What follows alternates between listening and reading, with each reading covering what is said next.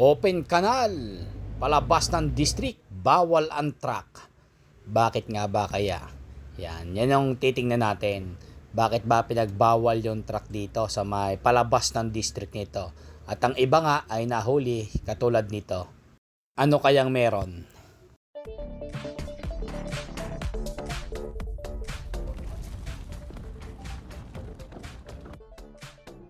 Magandang araw guys. Welcome to my channel. Ito nga pala noon yung open canal district. Kapag galing ka ng tulay o pagbaba mo ng district, papunta ka ng Arnaldo Highway. Ito yung madadaanan mo sa pagbaba ng tulay ng district. Yan nasa may kaliwa na yan. Yan ay matubig, madamo, at malalim pa yung kanal na yan. At isa yan sa ngayon ay nagkaroon ng tambak at dinadaanan na. May dahilan din kung bakit ba isinara muna ito na daanan. Tingnan natin kung bakit ba. Yan. Ito yon. Noong natambakan na guys, yan na kompleto na. Mapansin nyo guys, ito rin yon yung daan na yan ng open canal na pagbaba mo sa may district. Mapansin nyo guys, yung kaliwa natin ay dinadaanan na ng mga sasakyan. At ang isa pa, itong mismong dating two-way road na ito, na samentado, ay inaayos ng Maynilad. Yan. Kung mapansin nyo, ito ya siya noon. Nung binubuhusan pa. Ito siya. Yan, nasa may kanan. Ito yung dahilan guys kung bakit sinarado muna dyan sa may lugar ng malapit sa LTO na daanan ang truck o daanan ng truck itong lugar na ito. Yan, yung kaliwa na yan. Dahil nga naggagawa ng kalsada dito. Yan, mapansin nyo naman ginagawa. Itong kaliwa kasi na ito ay tambak na lupa at ang isa pa ay marami pong nababalahaw na truck dito sa may lugar na ito. Dahil ngayon ay lupa lang. Yan. Pangsamantala lang po yan. O pangsamantagal habang inaayos ang daan na ito. Yan. Mapansin nyo naman, no? Mabilis yung kanilang paggagawa dito ng Maynilad sa kalsada dito. At kung titingnan natin, ito yung galing ng ilalim ng district. Mabilis yung paggagawa nila. Nagkaroon agad ng 2 lanes na dinadaanan at konti na lang yung gagawin dito.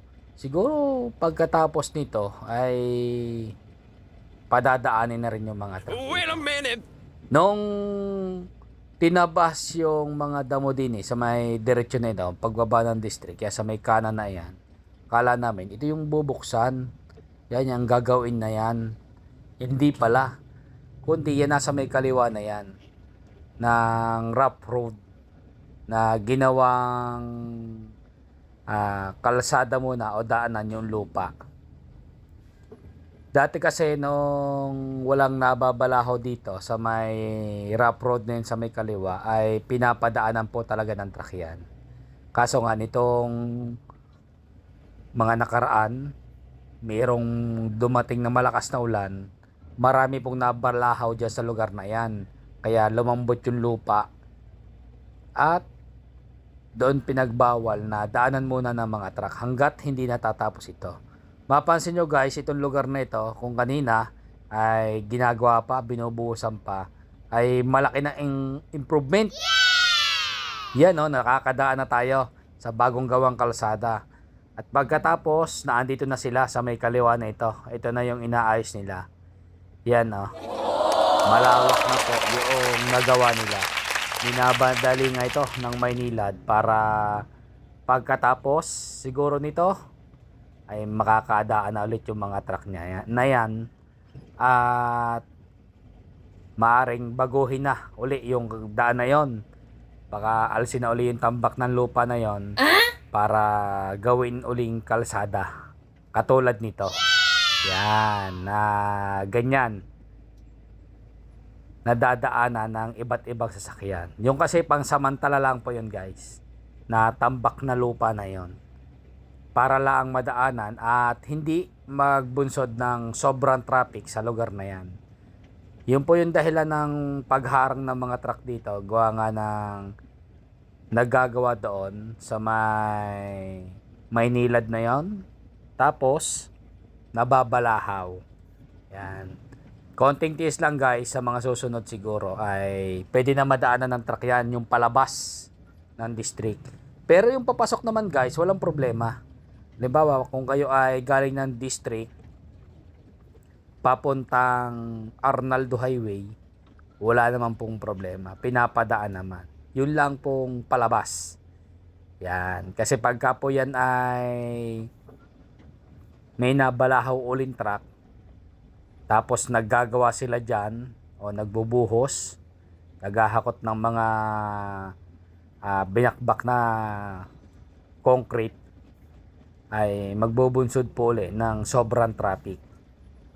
Yan. Kaya po yan po ay hindi muna pinadadaanan o pinagbawal muna yung truck na daanan. Yan. Mga truck lang po naman yung mabibigat lang. Yun.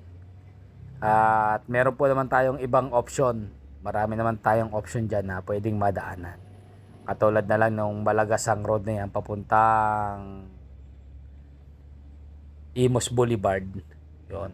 Medyo malawak naman yan. Okay. At ang isa pang maganda dito guys,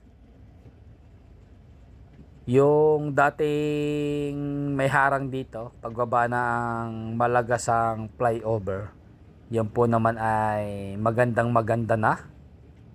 Yan, tulad dito ay diretso na yung daan.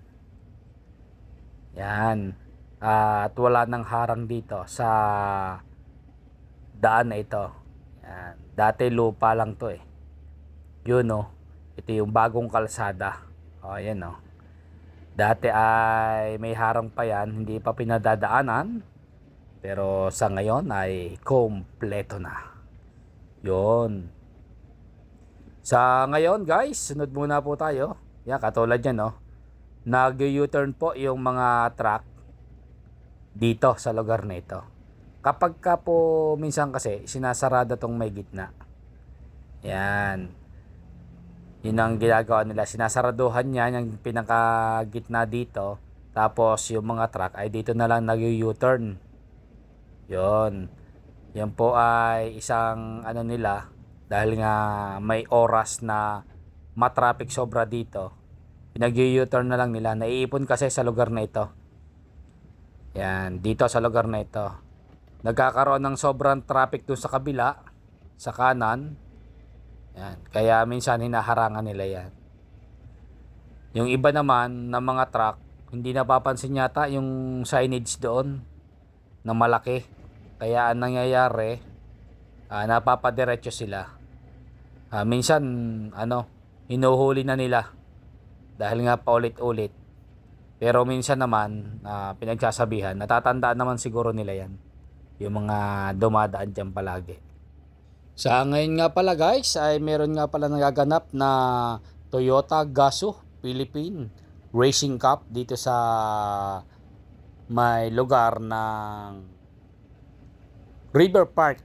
Yan. Kaya medyo yung palabas po ng open canal ay sigurado matraffic papuntang Arnaldo Highway. Yan. Maraming salamat guys. Hanggang dito na lang muli ang aking video. Thank you.